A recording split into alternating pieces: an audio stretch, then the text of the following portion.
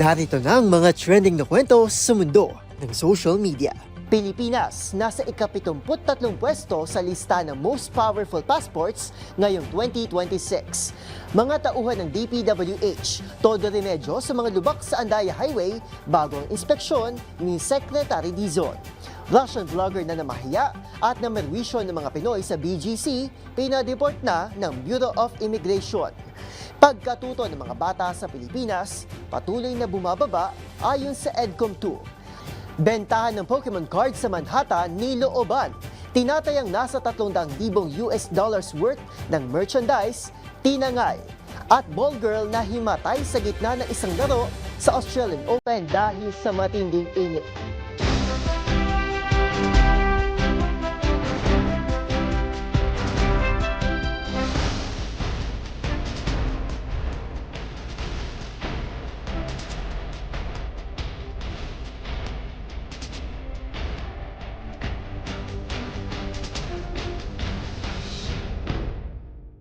Iba't ibang mga nagva-viral na kwento na naman ang ating pag-uusapan. Mga trending sa social media na tiyak hindi lang nakakaaliw, kundi maaaring kapulutan din ng aral at kuminsan ay makabagbag damdamin din. Kasama buong pwersa ng DZRH TV, ito ang TNVS. Trending and Viral Show na kahandang kumpletuhin ang buong kwento. Masaya, malungkot, o isyong pambayan man yan, sagot na namin ang inyong tanghalian. Ito po si Arnold Herrera ng DZRH TV, una sa Pilipinas, una sa Pilipino.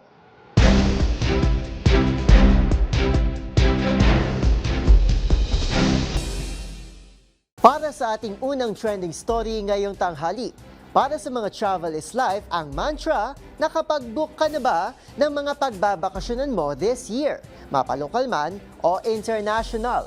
And speaking of travel, alam mo bang batay sa 2026 Henley Global Passport Index, nasa ika-73 pwesto ang Pilipinas sa lista ng most powerful passports ngayong 2026. Ang usapang travel sa report ni Angelica Cosme.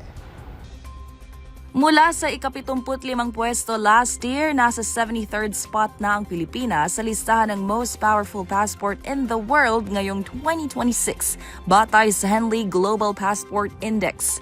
Ang ranking ay nakabase sa bilang ng destinasyon na maaaring mabisita ng isang passport holder nang di nangangailangan ng visa. Sa ngayon, mayroong 64 visa-free destinations para sa mga Philippine passport holder at ilan nga sa mga yan ay Brunei, Cambodia, Hong Kong, Indonesia, Kazakhstan, Malaysia, Taiwan, Thailand, Vietnam at Singapore. And speaking of Singapore, nananatili nga ito bilang pinakamakapangyarihang pasaporte sa mundo with 192 visa-free destinations. Pareho namang nasa ikalawang pwesto ang Japan at South Korea. Ang Japanese at South Korean citizens maaari namang bumisita sa 188 countries nang hindi nangangailangan ng visa. Habang ang may weakest passport naman sa mundo at nasa rank 101 batay sa Henley Global Passport Index ay ang bansang Afghanistan with 24 visa-free destinations. Para sa DZRH TV, ito si Angelica Cosme, una sa Pilipinas, una sa Pilipino.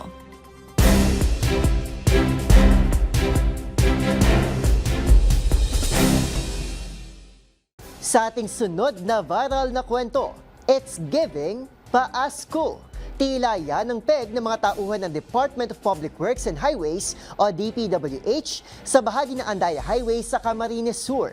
Matapos kasing mapag-alaman na i-inspeksyonin ni Secretary Vince Dizon ang mga kalsada mula Quezon Province hanggang Bicol, biglang nagmadali ang mga ito para tapalan ang mga lubak-lubak na kalsada. Ang kwento, alamin sa report na ito. Hindi kumpleto ang iyong high school life kung hindi mo naranasang magpakitang gilas sa tuwing may dadayo na taga-Pasko o Philippine Accrediting Association of Schools, Colleges, and Universities. Tila ito kasi ang nangyari sa mga empleyado ng Department of Public Works and Highways na nais patang nagkukumahog na tapala ng lubak-lubak na Andaya Highway sa Camarines Sur. Ito po yung area mga kaibigan ng Barangay GRS mga kaibigan, kung saan po ito yung bahagi naman sa Katabangan Bridge at abala po ang ating pong mga tauhan ng DPWH dito at nagasayos po sila. At ito po yung area ng Andaya Highway. 2 oras bago dumating si Public Works Secretary Vince Dizon noong January 16, paspasan ng pagkukumpani sa mga butas na bahagi ng highway. Ito'y matapos i-anunsyo ng kalihim ang kanyang road trip mula Quezon Province papuntang Bicol para maranasan at masuri ang kalbaryong kinakaharap ng mga commuter. Oh my gosh!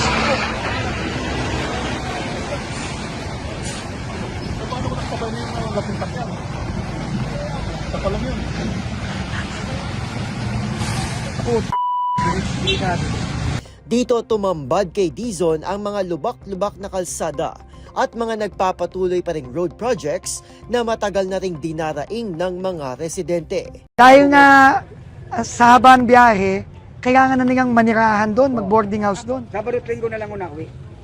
Anak nang. Matagal na po. Grabe. Sa kabila nito, ibinida ni Camarines Sur Congressman Jory Horibata ang mga resibo ng aniyay improvement ng highway kabilang ng road widening na mula sa 2 ay naging 4 na lanes na. Paliwanag ni Horibata, hindi naman daw pwedeng madaliin ang rehabilitasyon ng highway. Nangangamba naman ng publiko na matapos lamang ang ilang araw, back to lubak na naman daw ang minadaling pagtapal sa highway. Sana raw kasi ay hindi inanunsyo ng kalihim ang kanyang plano para makita nito ang totoong estado ng mga kalsada. Samantala, nanindigan si Horibata na ikakampanya ang pagbabago ng Andaya Highway bilang isa sa pinakamagandang highway sa Pilipinas. Para sa DZRH TV, ito si Arnold Herrera. Una sa Pilipinas, una sa Pilipino.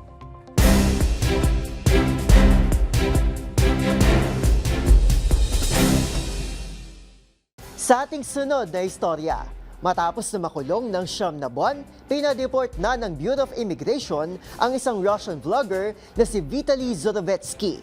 Ito'y matapos na mamahiya, mamerwisyo at makasakit ito ng ilang mga Pinoy sa BGC sa Taguig. Ang buong kwento tutukan sa report ni Rovic Manuel.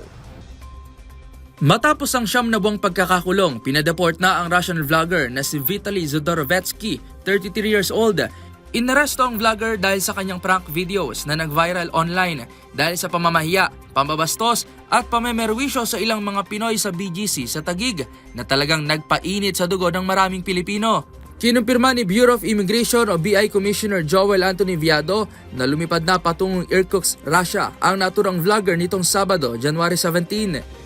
Sa inquest proceedings, matatandaan na inamin ni Vitaly ang harassments na ginawa para sa vlog at sinubukang magpiyansa ngunit tinanggihan ito ng Bureau of Immigration. Ayon kay Viado, ang pagpapadeport sa nasabing dayuhan ay batay sa inilabas na kautusan ng BI Board of Commissioners na nagdedeklara sa kanya bilang undesirable alien. Ayon kay Viado, ang pagpapadeport sa nasabing dayuhan ay batay sa inilabas na kautusan ng BI Board of Commissioners na nagdedeklara sa kanya bilang isang undesirable alien. Giit pa ng opisyal, bukod sa deportasyon ni Vitaly ay kabilang na rin ang kanyang pangalan sa blacklist ng BI dito sa Pilipinas.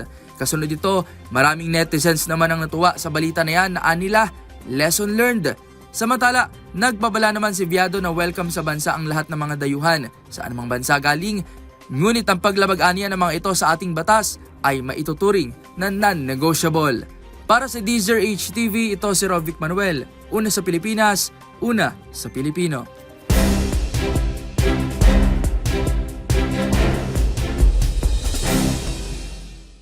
Sa ating next trending story, sabi nila, education is the key to success. Pero paano kung ang sistema ang tila mismong hindi sumasukses?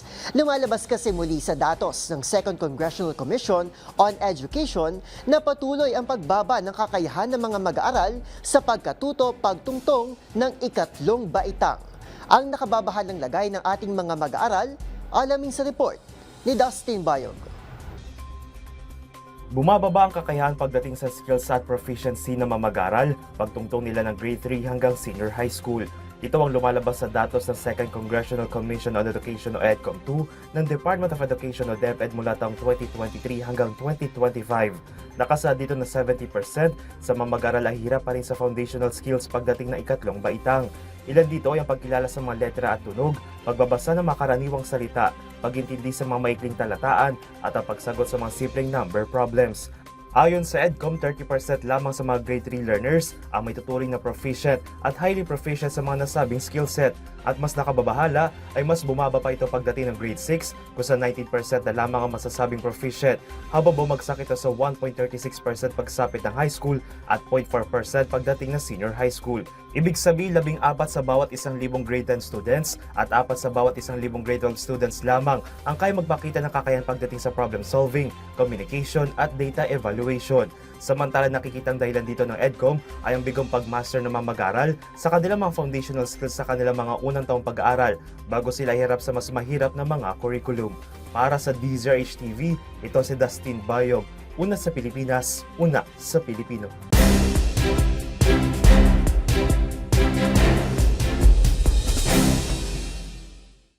Para sa ating next viral story, gotta catch 'em all. Tila niliteral na magnanakaw na ito sa New York City ang katagang ito mula sa sikat na anime game action series na Pokemon, matapos looban ang isang Pokemon shop sa Manhattan, kung saan aabot sa halos $300,000 na halaga ng Pokemon merchandise ang tinangay, kabilang na ang mga kamakailang kinaaadikan na trading cards. Ang mga nangyari tinutukan sa report ni James Galange. Isang Pokecourt shop sa Manhattan ang nilooban ng isang armadong lalaki at tinangay ang mga Pokemon cards katumbas ng nasa $300,000. Kwento na may-ari na si Courtney Chen, tinutukan para umano siya ng baril at binantang papatayin. Sabay na nakawin din ng iba pang merchandise at isang mobile device na nakadisplay din sa kanyang tindahan. Kasalukuyan nagsasagwa pa rin ang investigasyon ng mga otoridad para makilala at mahuli ang suspect ng naturang krimen. Habang ayon naman sa isang licensed global specialist, tinatayang aabot sa $12 billion ang nagiging total revenue ng naturang Pokestore sa loob lamang ng isang taon.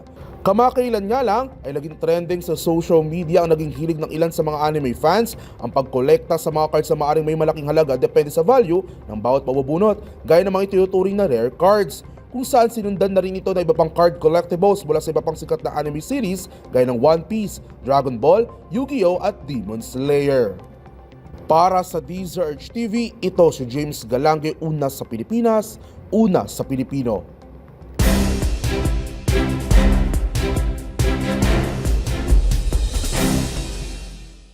At para sa viral story sa mundo naman ng sports, pansamantalang itinigil ang isang first round match sa Australian Open matapos mahimatay ang isang ball girl dahil sa matinding init.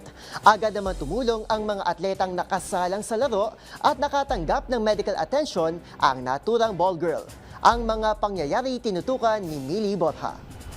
Itinigil muna ang laro sa isang first round match ng Australian Open noong linggo matapos mahimatay ang isang ball girl dahil sa matinding init. Habang agad na responde ang mga manalarong sina Zeynep Zonmez at Ekaterina Alexandrova. Naganap ang insidente sa ikalawang set ng laban nang mag-serve ang Russian 11th seed na si Alexandrova, kung saan bigla na lang bumagsak pahiga ang ball girl. Agad na tumakbo si Turkish player Zonmez upang tumulong, habang kumuha naman si Alexandrova ng ice bag sa courtside fridge. Agad namang nakatanggap ng medical attention ang ball girl. Samantalang sinuspindi ang laro ng ilang minuto habang umabot sa 28 degrees Celsius ang temperatura sa loob ng stadium. Pagbalik ng laban, nagtala si Zonmez ng pinakamalaking panalo sa kanyang career matapos talunin si Alexandrova with 7-5, 4-6, 6-4 final score. Ang 23-year-old na si Zonmez ay naging makasaysayan noong nakaraang taon sa Wimbledon matapos maging kauna-unahang manlalaro mula Turkey na umabot sa ikatlong round ng isang Grand Slam sa Open era. Kilala ang Australian Open sa matinding init na umaabot minsan sa higit 40 degrees Celsius. Inaasahan na mga abot sa hindi bababa sa 36 degrees Celsius ang temperatura sa mga susunod na araw. Para sa DZRH TV, ito si Millie Borja, una sa Pilipinas, una sa Pilipino.